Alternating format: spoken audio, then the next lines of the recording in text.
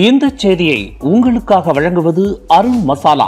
1983 ஆண்டிலிருந்து தரத்துடன் தன்மை மாறாத அறுசுவை சமையலுக்கான அருண் மசாலா.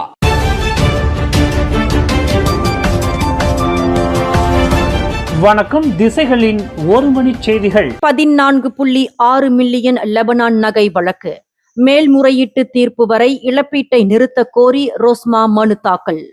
முன்னாள் பிரதமர் நஜீப் ரசாக்கின் மனைவியான ரோஸ்மா மன்சூர் லெபனான் நகை விற்பனை நிறுவனமான குளோபல் ராயல்டி ட்ரேடிங் SAL-க்கு 14.6 மில்லியன் அமெரிக்க டாலர், அதாவது மலேசிய மதிப்பில் சுமார் 67.5 மில்லியன் ரிங்கிட் இழப்பீடு வழங்குமாறு உயர் நீதிமன்றம் பிறப்பித்த தீர்ப்பை மேல்முறையீடு செய்யும் வரை நிறுத்தி வைக்க கோரி மனு தாக்கல் செய்துள்ளார். ரோஸ்மாவின் வழக்கறிஞர் ரேசா ரஹீம் இந்த தொகை மிகவும் பெரியது என்றும், மேல்முறையீட்டில் வெற்றி பெற்றாலும் லெபனானின் பெய்ரூட் நகரில் செயல்படும் சம்பந்தப்பட்ட நிறுவனத்திடம் இருந்து அந்த பணத்தை மீண்டும் பெற முடியுமா என்பது சந்தேகமாக இருப்பதாக வாதிட்டார்.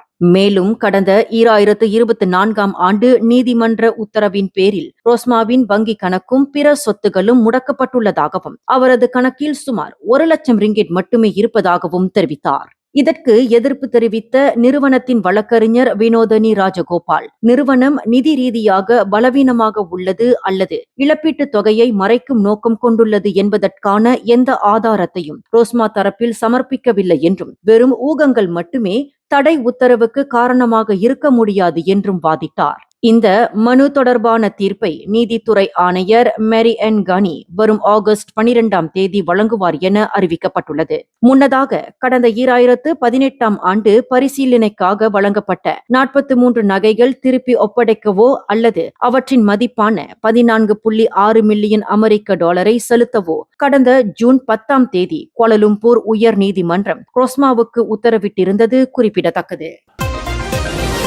பண்டார் உத்தாமா பள்ளி மாணவர் கொலை வழக்கில் குற்றம் சாட்டப்பட்டுள்ள 15 வயது சிறுவனுக்கு எதிரான விசாரணையில் இன்று 2 சிறார் சாட்சிகள் சிறப்பு பாதுகாப்பு ஏற்பாடுகளுடன் உயர் நீதிமன்றத்தில் சாட்சியம் அளித்தனர். குற்றம் சாட்டப்பட்ட சிறுவனை நேரில் பார்க்க முடியாத வகையில் மறைப்பு திரையின் பின்னால் இருந்து அவர்கள் வாக்குமூலம் அளித்தனர். சிறார் சாட்சிகளின் அடையாளமும் சாட்சிய விவரங்களும் கடந்த 2007 ஆண்டு சிறார் சாட்சிய சட்டத்தின் கீழ் ரகசியமாக பாதுகாக்கப்பட்டுள்ளன. கடந்த ஆண்டு அக்டோபர் 14 பட்டாலிஞ்சையாவில் உள்ள பண்டார் உத்தாமா டாமான்சாரா 4 பள்ளியின் மாணவிகள் கழிப்பறையில் தனது 16 வயது வகுப்பு தோழரை கொலை செய்ததாக 15 வயது சிறுவன் மீது குற்றம் சுமத்தப்பட்டுள்ளது. இந்த வழக்கின் விசாரணை கடந்த திங்கட்கிழமை தொடங்கி நடைபெற்று வருகின்றது. இதுவரை உயிரிழந்த மாணவரின் தாய், தடயவியல் நிபுணர், பள்ளியின் முன்னாள் தலைமை ஆசிரியர் மற்றும் ஆசிரியர்கள் உள்ளிட்ட 7 அரசு தரப்பு சாட்சிகள் நீதிமன்றத்தில் வாக்குமூலம் அளித்துள்ளனர் என்பது குறிப்பிடத்தக்கது.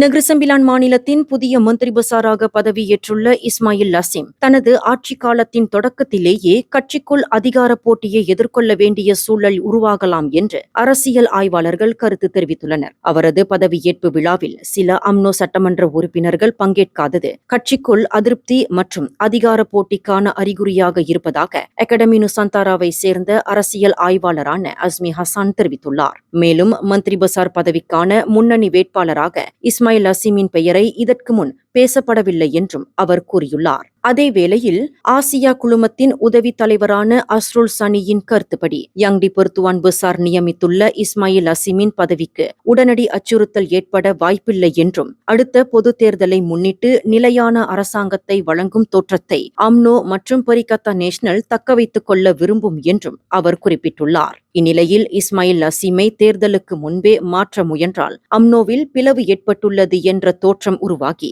மலாய் அரசியல் ஒத்துழைப்பு குறித்த கட்சியின் வாதம் பலவீனமடையும் என்றும் ஆய்வாளர்கள் எச்சரித்துள்ளனர்.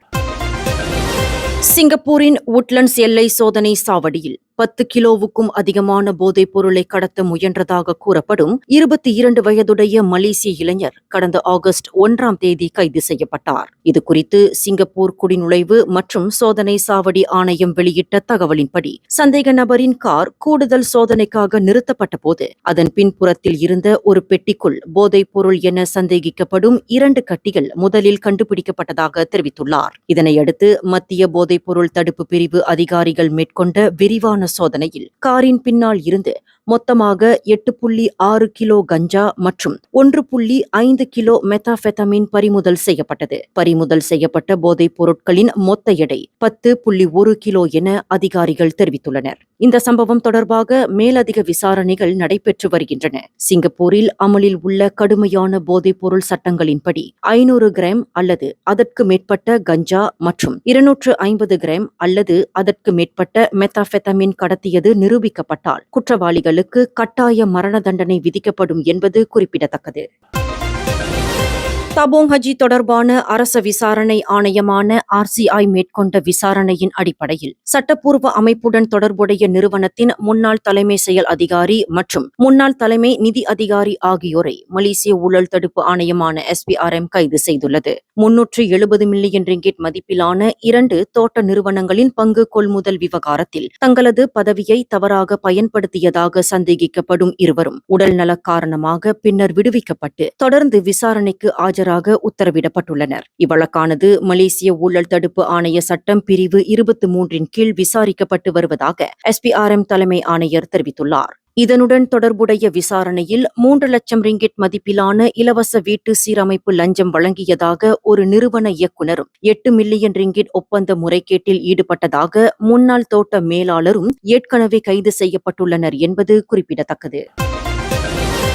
2026 ஆண்டில் பளு தூக்குதல் விளையாட்டின் மேம்பாட்டிற்காக 4.1 மில்லியன் ஒதுக்கியுள்ளதாக இளைஞர் மற்றும் விளையாட்டுத்துறை அமைச்சு அறிவித்துள்ளது. மேலும் மலேசிய பளு தூக்கும் சங்கமான PABM கோரியுள்ள கூடுதல் 1 மில்லியன் ரிங்கிட் நிதியையும் பரிசீலிக்க தயாராக இருப்பதாக அமைச்சர் டாக்டர் தௌஃபிக் ஜொஹாரி தெரிவித்துள்ளார். இந்த நிதியானது வீரர்கள் மற்றும் பயிற்சியாளர்கள் மேம்பாடு, ரோட் டு கோல் மேடை, புலாபீஸ் மற்றும் அடிமட்ட திறமைகளை உருவாக்கும் திட்டங்களுக்கு பயன்படுத்தப்படும் என்று அவர் குறிப்பிட்டுள்ளார். பயிற்சியாளர்களின் சம்பளம் உள்ளிட்ட தேவைகள் குறித்து PABM உடன் விரிவாக ஆலோசனை நடத்தப்படும் என்றும் மலேசியாவின் முதல் ஒலிம்பிக் தங்கப் பதக்கத்தை வெல்லும் திறன் கொண்ட விளையாட்டுகளுக்கு தொடர்ந்து முன்னுரிமை அளிக்கப்படும் என்று நேற்று கோலாலம்பூர் அனைத்துலக விமான நிலையத்தில் மலேசியாவின் காமன்வெல்த் விளையாட்டுப் போட்டிக் குழுவை தாயகத்திற்கு வரவேற்ற நிகழ்ச்சியில் கலந்து கொண்ட அமைச்சர் டாக்டர் தௌஃபிக் ஜொஹாரி மேற்கண்ட அறிவிப்பை வெளியிட்டார்.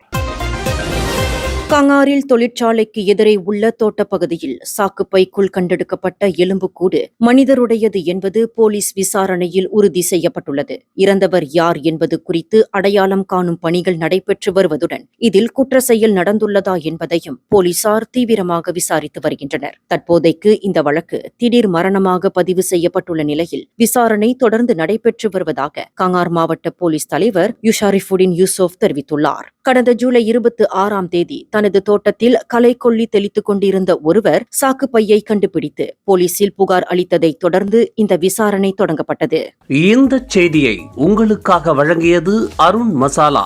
1983 ஆண்டிலிருந்து தரத்துடன் தன்மை மாறாத அறுசுவை சமையலுக்கு அருண் மசாலா. மேலும் செய்திகளை தெரிந்து கொள்ள கீழே இருக்கும் பெல் பட்டனை அழுத்துங்கள். உங்கள் மகிழ்ச்சியை வெளிப்படுத்த லைக் மற்றும் ஷேர் செய்யுங்கள். தொடர்ந்து திசைகளோடு இணைந்திருக்க சப்ஸ்கிரைப் செய்யுங்கள்.